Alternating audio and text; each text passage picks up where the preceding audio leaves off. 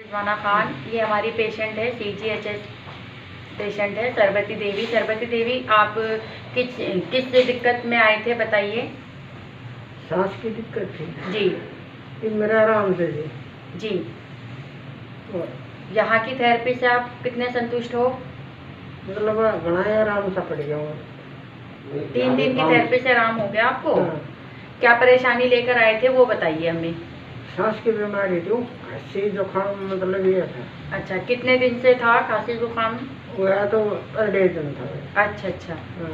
आप पूरे संतुष्ट हो यहाँ से? किसी तरह की कोई कंप्लेंट? नहीं। Thank you.